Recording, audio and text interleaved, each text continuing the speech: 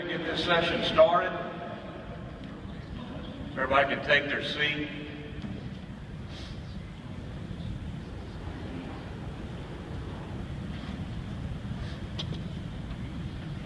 People are filing in. I'm Mark Cumbest from Moss Point, Mississippi. I'm the 2014 co-chair of the Fair Housing Committee. My co-chair this year is Paula Lewis of South Dakota. Paula, where are you? Okay. There she is. And also our vice chair is Ann Cook. I don't know if Ann's here. There's Ann right there. Good deal. Glad to have you, Ann.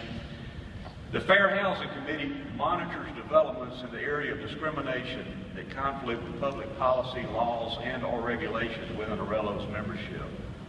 It interfaces with relevant organizations and administers related educational programs and resources. It develops and/or makes available to regulators resources to assist with enforcement of housing discrimination laws, and that's why we're all here today. Our committee's been working very hard over the past 2 or 3 years, several years, and then more recently with the John Marshall Law School Fair Housing Legal Support Center to produce an online resource for Arello members looking for information on the Federal Fair Housing Act. This exciting new resource will be presented by Mr. Tony Duncanson today, who has worked tirelessly on this project for many years. Tony has been a licensed real estate agent for 31 years. He first became involved in Arello in 1991 and has served as chair of the Fair Housing Committee for approximately 15 years. I was honored to serve as his vice chair last year. He has been a real estate instructor for 22 years and was one of the first Arello certified instructors. He has been an instructor on fair housing, that subject alone, for the last 18 years. He is an agent for Long and Foster, with Long and Foster serving in his 15th year there, D.C. area, and he is serving now his 6th year as chairman of the Washington, D.C. Real Estate Commission. There's one other person before we turn it over to Tony I want to recognize too, is Leon Lewis, who has been instrumental in this as well. Leon, as y'all know, was the 2013 president of Arello. He's been acting Arello for 24 years. He is the executive administrator for the Washington, D.C. Real Estate Commission, the Appraisal Board, and Board of Architects. And something in common that both Leon and Tony have, they both are Howard University alums. And at this time, where is Leon? Oh, there he is. Okay, I didn't see you. All right, I wanted to recognize him too. But at this time, we'll turn it over to Tony Duncanson. Thank you. Thank you. Thank you very much. Did everybody hear me okay? All right. This is actually an incredible day for us. And before I begin, I want to thank a couple of people, but mainly we need to thank the Arello Foundation. The Arello Foundation provided financial support to this effort. And after, I don't know, Leon, how long we've been trying to do this, I believe somewhere between 20 and 25 years, we're trying to come up with a concept like we have today. So we really want to thank the Arello Foundation, and I see that Ann Woody is here, can represent them today, and we really appreciate that. Also, I'd like a special thank you, of course, to the entire Fair Housing Committee, which has changed over the years. We had many people, those of us who've been, I think Leon and I and others have been with the committee for many years. We've had new members, we had people from all over the U.S., and we had other folks coming in. We had a lot of participation for years with South Africa that came and worked with us. And so I wanted to do that. But a special thanks to Susan Guilford. Now, this particular project, just to give you a little background, we had a fair housing committee that, correct me if I'm wrong, Leon, was 3 people. Early on in our Arello meeting, like I said, the first Arello meeting I attended was in 1991. And it was really fun because I think I went from Salt Lake City directly to my next meeting, which was in Anchorage, Alaska. Well, those who don't know, I also played professional music for many years. And I did a concert with a band for the Olympics, and we were in Barcelona, Spain. So I flew from Barcelona, Spain to New York, and from New York, I flew to Seattle. From Seattle, I flew to Anchorage. So it's about 22,000 miles in a few hours. And when I saw Leon, I said, Leon, what's up? Leon says, hey, we're going to dinner, which is what I love to do, as you know. And so we go back that far as trying to get this done. So we had very few participants. And then as the field changed and our relationship changed, and more people became involved with the Fair Housing Committee. And so we went to the next area, which was we worked in conjunction with the Real Estate Educators Association. Because we're saying, you know, sometimes people are saying these fair housing courses, they're all the same. There's nothing new, and they're boring. And so we worked with the Real Estate Educators Association and came up with a concept that actually benefited Arello in several ways. One, we worked with the real estate educators. We did a presentation. We incorporated more visuals. We had a group of us that went around the country and did instructor development workshops. Myself, who else was with us? LaShawn was with us, and Joan, Joan's last name. You know, remember Joan? Joan Montgomery worked with us. So we went all over the country, and we would teach instructors. And the thing that we did was we came up with information into a notebook so that any instructor could take that notebook and do any aspect of a wonderful fair housing class that they could. Now, Leon will tell you that we put together all this information. In fact, I think if we were to ship that box of information we have here today, it would probably cost about $100 in freight charges. If we were going to send it to South Africa, it'd probably about $1,500 in freight charges. So we had all this stuff, and so the committee was trying to say, we need to update, we need to update, we need to figure out what we can do. So one day we met 2 years ago, and 2 years ago, we said, somebody said, well, why don't we just get rid of all this paper? Because we were trying to find, in fact, I think we actually found all the documents we had. We had stacks and stacks of books, stacks and stacks of information. And so we said, well, why don't we just join the electronic age? And in doing so, we said, why don't we do something that does several things? First of all, it would be electronic. It would be easy to deliver. Second of all, it would be something that could be updated pretty simply. And so it just so happened that we had somebody on the inside. Now, I've known for years that the John Roberts School of Law has one of the most incredible fair housing course databases in the country.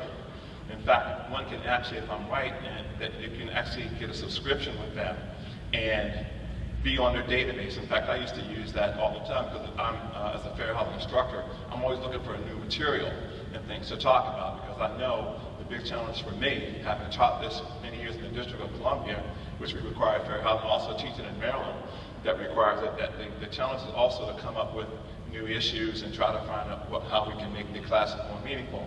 And so we thought about this, and it just so happened we had a friend in our organization who just happened to be our CEO, who just happened to have attended John Marshall School of Law. How about that? So we talked about this, and Susan helped, and we had a couple of the key law professors there. Professor Singh was one. There was another professor whose name I can't. Caruso. And so we talked and tried to figure out the scope of work. The scope of work came right out of our committee meetings when we talked about the type of things that we wanted to see. We also talked about some other things we'd like to do going forward. For example, we talked about doing some PSAs. We talked about something in terms of doing some YouTubes, in terms of some of the videos. I know that Ann had been involved with a project that was very successful in Oklahoma. And so we said, maybe we could do some of these things. So with the help and support of the Arello Foundation, we came up with some money, and then the two professors got together with a couple of their students.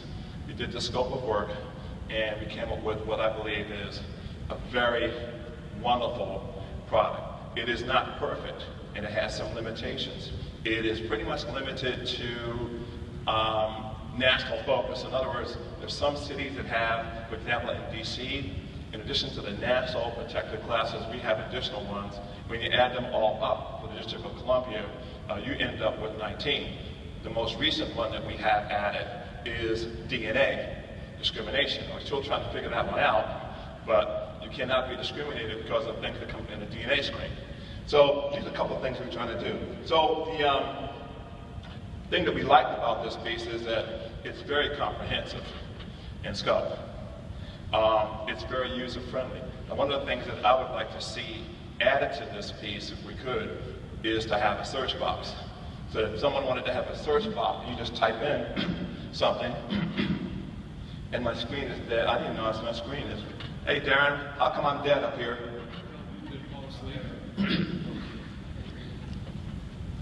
I'm not a Mac guy. Oh, I know. No, it's not there. There we go. So I'll keep talking before I get started. So I would like to see us have the ability to have a search box. So any idea or anything that you'd like to research, you would just type that in. Because what I'll tell you is, even though this particular outline represents just one page with an outline of 6 chapters, those 6 chapters are probably representative of 30,000 documents. And that's more than we all need. Hey, Darren, guess what? I fell asleep here. You saw it. So since it's not PowerPoint, it doesn't know to stay awake. It won't stay away if it's not PowerPoint. Oh. Shh, don't tell anybody. I won't tell them. I'll see. So then we wanted to have something that's very simple. Now the thing that we realize is that that everybody focuses, when I say everybody, and one of the things we also did, the committee did, is we did a survey. And in that survey we asked, how does your jurisdiction handle fair housing complaints? And not all jurisdictions are the same. Some jurisdictions send all their complaints to HUD. In DC, for example, we have the Human Rights Commission. So if a fair housing complaint comes to us, we can therefore send it to the Human Rights Commission. We're also, there are other organizations like the National Fair Housing Alliance. Now there are, and I believe they still are, an affiliate member with Arello. Now that's another organization that does some tremendous work. For those of you who are in Canada and Halifax, they did an incredible piece about the types of discrimination that they're seeing with how REOs are not given the same level of maintenance in different neighborhoods, even though it's the same bank. They've done 4 reports now. They've actually filed a complaint against Wells Fargo. Wells Fargo settled for, when you add it all up, about $40 million this past year. So the other organizations that we work with, we said, you know, it would be great to have something that we can use. We can get rid of all these boxes of papers and materials, and at the same time, the other beauty of this particular piece of work is that it's very easy to update. And so therefore, I think that in our agreement with the John Marshall School is that they can work along with us to upgrade this manual as necessary. And so, as you can see, if I may,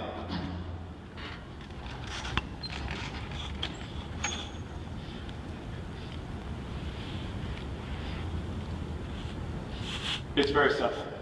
Now, as you notice here, it says that the manual is intended to provide easy access by real estate license law officials to the Federal Fair Housing Act and related regulations to select the cases implementing the Fair Housing Act. And the thing that's really most beautiful about this is there are so many cases here.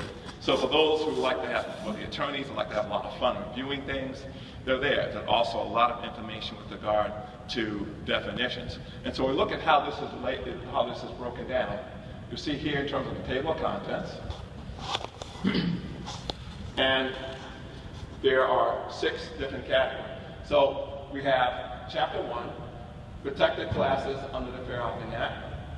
And then that continues to Chapter 2, different types of property coverage. Now, I love this for myself as an instructor, because I learned some new things and some things that I want to use to add to my presentation, because it covers such things as, for example, if you look at HUD rules and regulations, and let's just say you click on that, and it'll give you different concepts. Now, here, you've got different regulation guidelines defining exemptions. Now, there are a lot of exemptions, but as you know, One of the exemptions of the Fair Housing Act has to do with people, for example, who are going to rent property in their own house. So if I rent someplace in my own house, who can I say no to? Who do I say yes to? And they take this further. So if you have a section here where you notice here where it says exemptions, and you click on this, yeah, one second here, it actually forwards you to the particular rules or regulation. Now at the top, you notice where it says, this data is current as of September 17, 2014. So whenever they give you something that it's linked to, they make sure that the information that you were given is accurate so that you're not looking at old information. And so this just gives you information, and so therefore there's so many pieces here that I don't need to go into all of those in detail, but it does give you an opportunity to see each one. So you go through different rules and regulations, and then you go through different exemptions here. It continues on.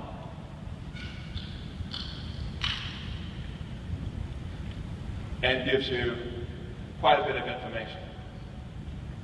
Now the other thing that you find is every chapter, at the end of the chapter, has a section called representative cases. So of the 6 categories, and what I'll do is I'll just go back up to the top here. Okay? And if you look here, when I go back to the home section, so if you just say you just want to go home, you click home, and it takes you back to the table of contents. So if you look to one particular area, for example here, and about every section you said, under protected classes of the Fair Housing Act, it talks about cases, for example, you look at one of the most important cases that we've had in fair housing being the Civil Rights Act of 1866. If we go to the Civil Rights Act of 1866, it also explains the history of that act. So in a way, you're getting information that you need to help understand, but you're also getting sort of a background of what happened. Now, if you said one of the most premier cases with the 1866 Civil Rights Act was a well-known court case, Jones versus Mayer. Now, with Jones versus Mayer, an individual said, well, I can discriminate against you because it's my property. So the Alfred H. Jones company, Mr. Jones against the Alfred H. Mayer company, so Mr. Jones says, well, that doesn't seem to be right. You said, well, wait a minute. The Fair Housing Act says that I can exclude you because you're living in a place that I'm sharing. Mr. Jones says, well, that can't be right. So he looks around and he finds some individuals who say, well, wait a minute. Let's go back to the Civil Rights Act of 1866. What does it say? It says that one can say that you're exempt. However, in Mr. Jones's case, they wanted to discriminate against him because of his race. Wow, well, guess what? Race is unexemptable. Now, what makes this so fascinating is in the case that they just filed against Wells Fargo, they used the 1866 Civil Rights Act as a basis for a $40 million resolving case. And even cases now where people, for example, I've done some advertising. Advertising right now, as you know, is a big situation. I mean, we're talking about in DC and we're dealing with this in Maryland about names on the ads. But we're also looking at situations where in terms of advertising, where people are actually writing ads that are not appropriate. And so we had one example where there was an ad right after Hurricane Katrina, when someone put an ad in, I'd like to have somebody live in my place with me, and it said, not racist, but white only. So I don't want a racist to live with me, but I do want only a white person to live with me. And so the person who wrote this ad probably might not have had any mean intent. However, they're sharing a space with somebody else in their home. So this is a particular case where even though they said not racist but white only, and even though a real estate agent wasn't used, and even there was no broker used, and even though it didn't involve a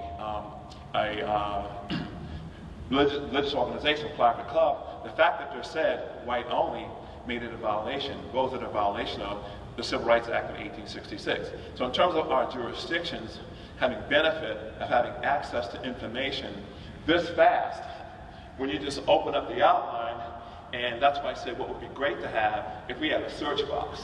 So if you had a search box, you just type it in the search box, it will take you here even faster. This right now is pretty much probably our first cut at this, because I think this is the first time we've ever done something like this. But there's so much information there. So you can do that, and it just covers a lot of different. It talks about statements of equal rights in making and enforcing contracts, protection against impairment. There's a lot of information on here with regard to specifically with regard to the disabled. But then you have here many cases that support the Civil Rights Act of 1866.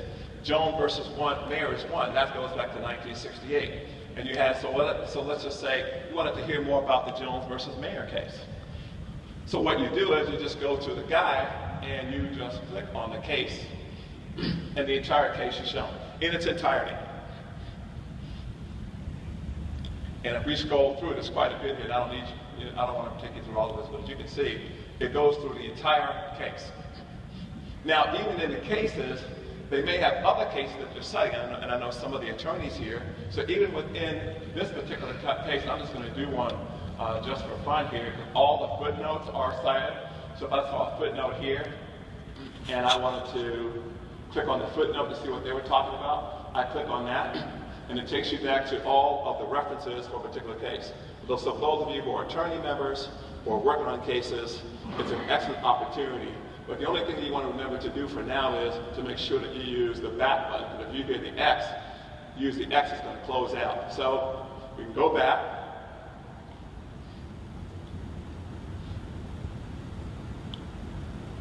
Perfect. Go back again. And it takes us, so you have different cases. St. Francis College, you have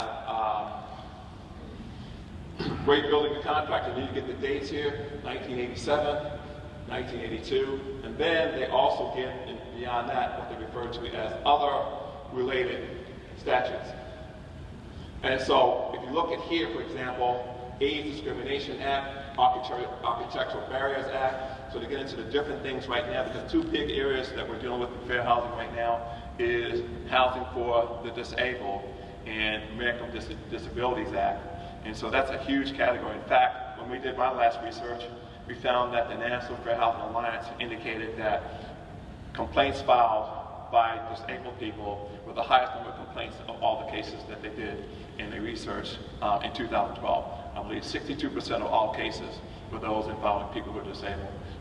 So this is another way to tell. Let me just go back to another area I wanted to do. So the easy thing here is, if you always want to know back where you are, you just hit top, takes you back to the top. In this case, we're already here, so we hit home. It takes us to the beginning here, and therefore it's really difficult to get lost as you go through. Now, let's talk about another area that I wanted to talk to you about. For example, let's go to, I want to go down here to, and one of the areas that you've probably worked more frequently in is the area under prohibited acts. Now, under prohibited acts, you see here, well, they give you, there you go.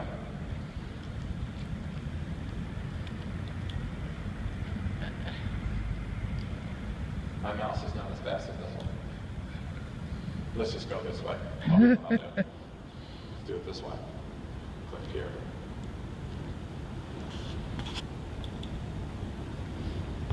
There we go. So under prohibited acts, you have several subsections. So you have the statutory sections here, and they even go through a section with the terms of how you can define what a dwelling is. Now, if you know, oftentimes we'll run in a situation where people are saying that, well, I can discriminate against you because you have too many people in terms of occupancy standards. Or sometimes they'll say, well, you know, this particular dwelling does not really fit the definition, so therefore we can discriminate against you. And I didn't know there was so much information available regarding defining dwellings. If you look at defining dwellings here, you'll see that they have all these different chapters here. You have, for example, the provisions under the public health and safety and welfare. If you click on that, you get through the entire subsection. Of course, there's a lot of information here that you can use to go through, but it just gives you all the information. And in many cases, though you can't say, okay, so wait a minute, oh yeah, here I am. Did it go to sleep on me again? Well, I remember Google Chrome. And so even here you have links within this document. So there's a lot of information here. You may not need all of it, but at least you have somewhere to begin. So I wanted to move to another one and give you some ideas here of how this would work. But that's working.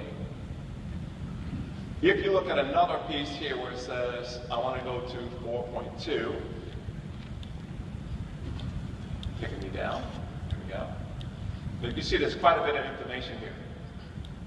They talk about real estate related transactions, they talk about other transactions, interference and then you have, for example, you take one step that we have here called discrimination in the provision of brokerage services, and you click on that, and it actually goes to the actual definition of the U.S. code that covers that information. But something that we probably would look into more would be, let's see, let's go to 402.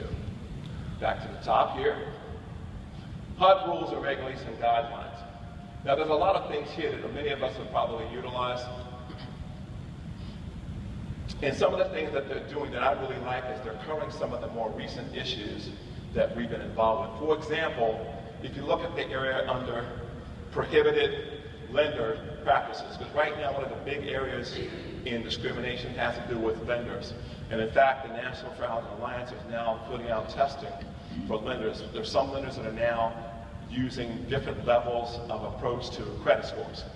And they'll treat one person one way with a credit score, and want to use credit scores differently for someone else. And another thing we found was pretty alarming was that some lenders are actually saying, we won't give you a loan because your loan amount is not high enough for us to provide private mortgage insurance to you. And so here's the person not getting the property because they can't get private mortgage insurance. You know, private mortgage insurance is very important for you to get a loan. And so National Fair Housing Alliance found out about this, and they're actually going around to test lenders, because some lenders are actually having minimum loan amounts required. So in this particular area, it's kind of fascinating that here, and these two organizations between the John Marshall School of Law and the National Fair Housing Alliance don't work together per se, but we look at this section, part of this is the HUD handbook setting guidelines for single-family mortgage insurance and articulates how Fair Housing Act should be implemented by the Federal Housing Authority in its single-family mortgage insurance program. And so when you click on this, you have the lender's guide to single-family mortgage insurance processing handbook. And when you click that, that takes you to the handbook, which you're supposed to. There it is. So you go through, and this is the entire fair housing regulatory requirements for mortgage lending. So with one click, and as you can see, it is pretty comprehensive. And I'll just show you, there's quite a number of pages to it. And it goes through the entire process, including marketing, Fair Credit Reporting Act, Equal Credit Opportunity Act. So that the thing that works well for our particular product is it links to other areas of information, so that this is very, very comprehensive and covers probably in some cases more than you might need, but at the same time, it's better to have more information at least that you can apply to than not have enough. Now, another area I was looking at, just to give you an example, we have here, I think I'm figuring this, there we go. Loan screen conditions, availability, in the area of advertising. And what we have in advertising, we've seen this before, is the use of words, phrases, and symbols. You click on that, and you go through the most recent. Now this actually links to another organization, the National Fair Housing Advocate online. Now you can actually get a subscription to the National Fair Housing Advocate online, which I think costs about $300 or $400 a year. But in this particular situation, since we already have done this through the John Marshall's work with us, you can go on this and pick up their information. And it covers all proper advertising, the use of words, what names are okay, what names are not okay.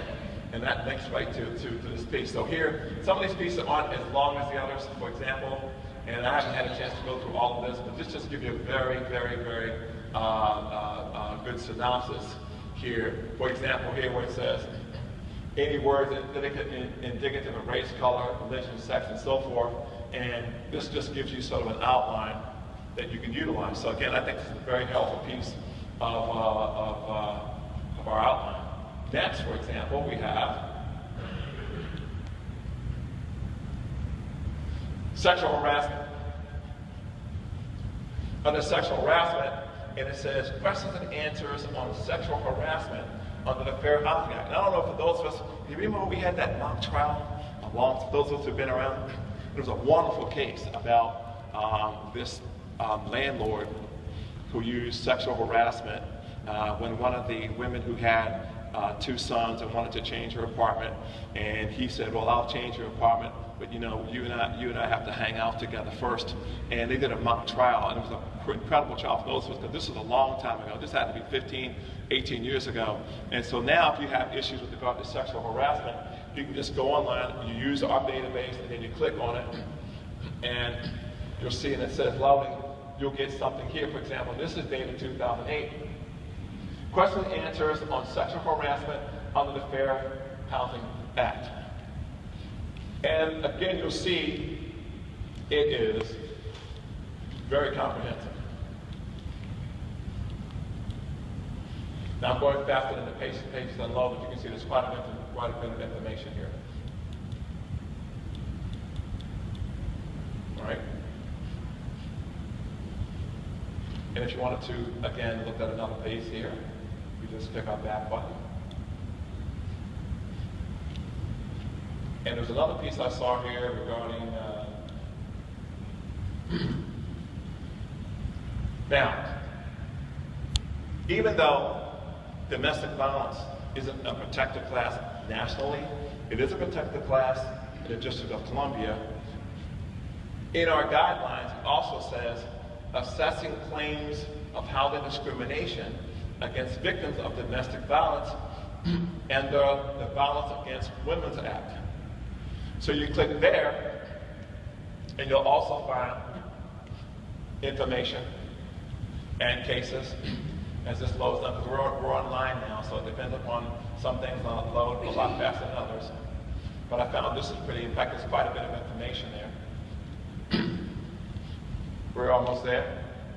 There we are. So this again from the Housing Department of Urban Development. This particular piece is dated February 9, 2011. And as you go through here, you get the basic information and the layout, purposes and so forth. And it just covers through all of the issues. It also gives you a summary of each act. And within this, there also, for example, here, item 5, that shows fair housing cases involving domestic violence. So they actually go through many of the cases that have already been brought on the basis of fair housing, where there have been investment, where domestic violence has been an issue. And so that's why we find that this is something. Now imagine trying to give you a stack of information with all these items. And this, if I'm right, weighs less, well, whatever your laptop weighs, whatever your iPad weighs, whatever your desktop weighs, that's the weight of this document. And the other beauty of it, the information that you get travels at 186,000 miles per second. Online. And so I know a lot of this is hard to read, but I did want to, basically what I'm doing today is just introducing the concept to you. Because you can actually go on, and if I'm right, now Susan, when will everybody have this available? Is it going to be next week? I was talking to Darren, and I wasn't absolutely sure, because I know that's a question that comes up. When can we go on, and because I was using it a little earlier today, because I've got a couple classes coming up, and I said I need to update some stuff. Well, Darren says he's going to do it after I get done. You'll be using those magic fingers to like just make it live for everyone? Okay. Right. Where will it be on the Arello website? It'll be in the members only area. What? You log into the members only section, and then there will be a link in the left-hand menu that says Arello Fair Housing.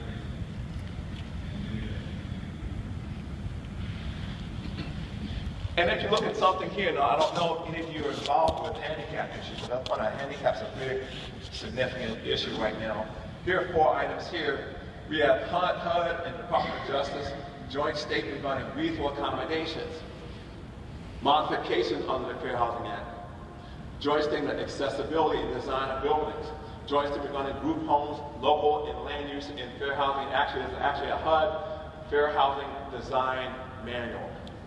So for those of you who know, some of us had these cases, and I recall when I did a class in Nashville, Tennessee, and I was supposed to have 225 people, and somebody said, there's free fair housing today, you all should all come. And I had 565 people that day. And at that time, I used old technology called a VCR. Anybody heard of that? And some of the younger kids in my class, I say VCR, they look at me like I'm crazy. Tony, what's that? Don't worry.